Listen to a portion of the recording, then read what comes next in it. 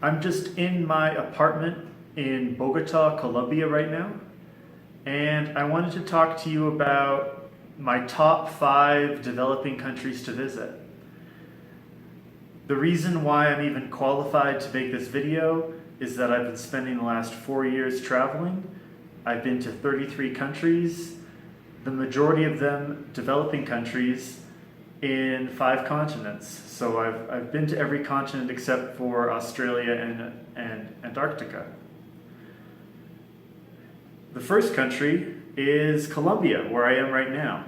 I like Colombia so much that I've come back for a second time. Normally, I always go to a new country. I always go to a new place. But this time I decided to switch it up, go somewhere I've been before, go somewhere I really enjoyed, and see how it is from a new perspective 4 years later. Last time I went to Colombia, I traveled through the country fairly quickly. I think I spent maybe 3 to 5 days or a week in each place I went to. I went all over sort of the center of the country, places like Medellin, Cali, the Zona Cafetera, Bogota, Popayan, Desierto Tatacoa. This time I'm spending a lot more time in Bogota right now, but I might even extend my visa so I can spend 6 months in Colombia. I really like it here. And I'm planning on going to the coast soon. There's really incredible nature here, and even in Bogota, which is not known to be the most beautiful city. I love it here personally, but it's not known to be so beautiful. You can see the mountains in the background. I'm going to include some hiking I did later on in this video. It's really how friendly the people are. And just to give you an example, there's a lot more to friendliness than people giving you gifts or something, but I've never received as many gifts as a traveler as I did in Medellin or the Zona Cafetera. People are just people kept on trying to buy me lunch and coffee and trying to buy me desserts, and it's really unique because a lot of the times as travelers we kind of get hounded for our money, but I feel like it's often the opposite in Colombia. And just generally the way people are so open and so ready to bring you into their life as their friend. Next country I'm going to include is Bolivia, another South American country. I would say culturally and environmentally, meaning the landscapes you see, it really is the most unique country in South America. Maybe the most unique country in the world, but that's debatable. There's a few more. It's fairly undeveloped, so I wouldn't recommend it to an inexperienced traveler. And the people aren't necessarily interested in getting to know you. So some of them are, but it's very different from Colombia. Your interactions with local people in Bolivia, it's very, very, very different. Really, the landscapes you see there, the city La Paz is absolutely incredible. The Salar de Uyuni, Isla del Sol on Lago Titicaca. There's so many, I spent 2 months in Bolivia last time and I absolutely loved it. My next recommendation is going to be Indonesia. A lot of people don't know this, but Indonesia has the 4th highest population of any country in the world. So it goes China, India, United States of America, and then Indonesia. And they're also the biggest Muslim country in the world.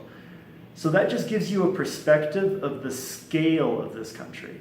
Some people who don't really know Indonesia imagine that it's the same size as Fiji or some other South Pacific country, but Indonesia is an enormous archipelago of islands.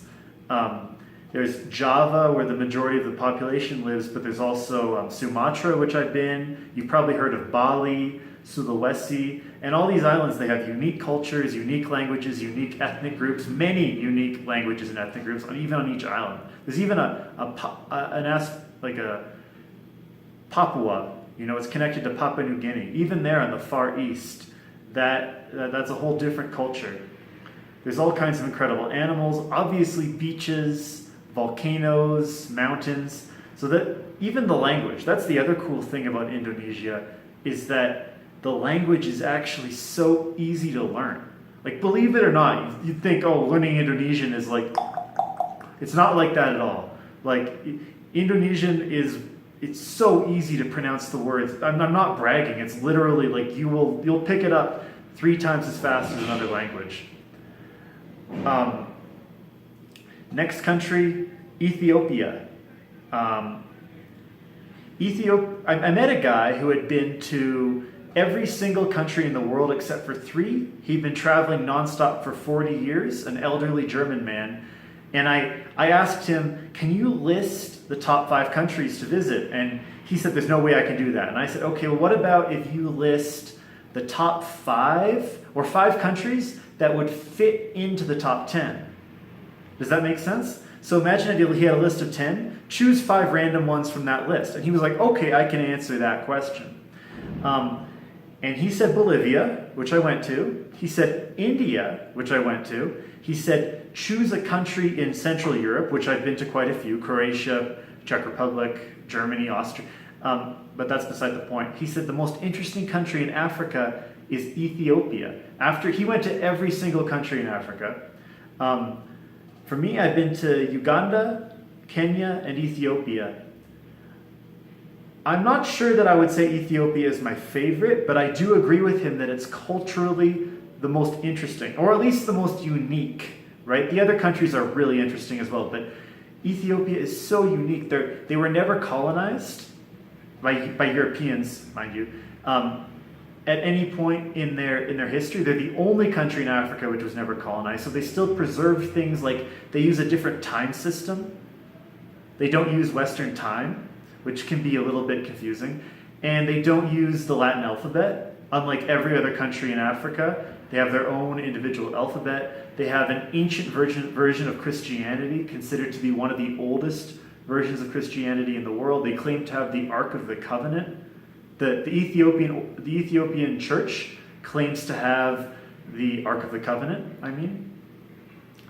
I would say it's a little bit difficult to travel in Ethiopia. So you want to be an experienced traveler, you want to have been to a lot of developing countries, and you probably should have already been to Africa or maybe India or some place that's like, you're not ready if you've just been to, say, Thailand, Philippines, and Mexico, right? You should have been to some real hardcore developing countries before you attempt Ethiopia.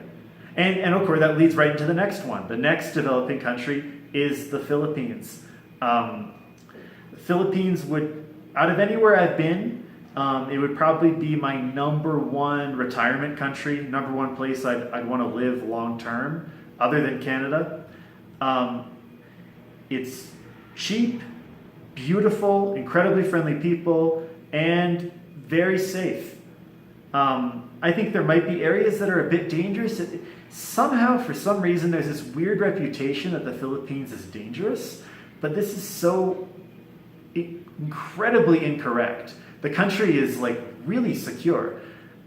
Maybe certain areas there are some terrorist groups, like on Mindanao, but I think even Davao City on Mindanao is supposed to, I have never been there, so I'm not talking from experience. That's a qualifier. But I've been to the Philippines, I've never been to Mindanao.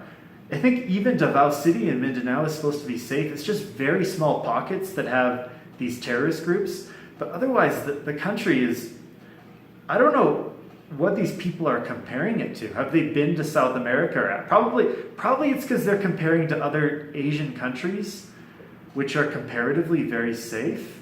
Maybe they've been to Thailand or Japan or Korea, and then they think, oh, the Philippines is so dangerous. I think I went out at, I would walk around at 3 a.m. in Manila with my cell phone out and not even blink.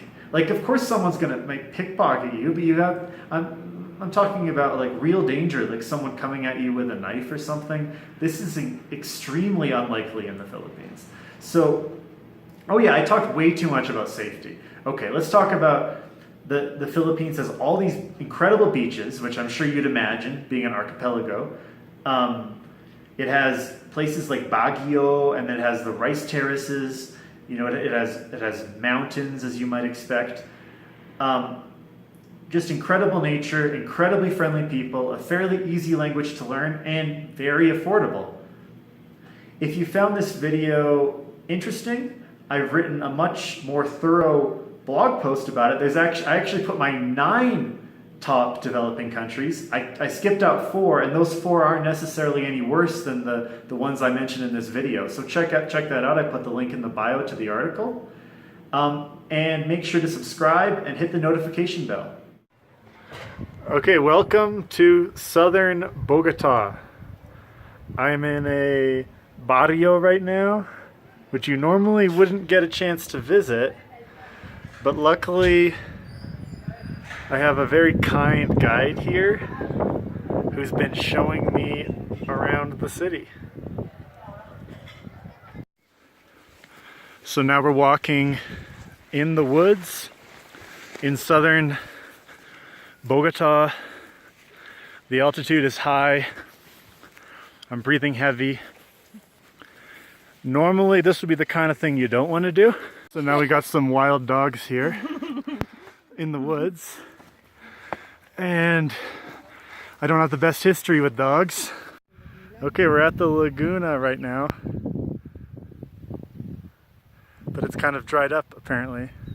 But it's still a really cool landscape here. Really, this is lucky that I'm getting to visit here.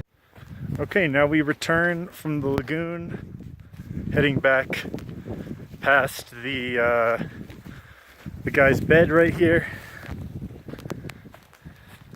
It was a pretty nice walk, but it's getting dark, I guess, and we gotta watch out for the ladrones, or the robbers.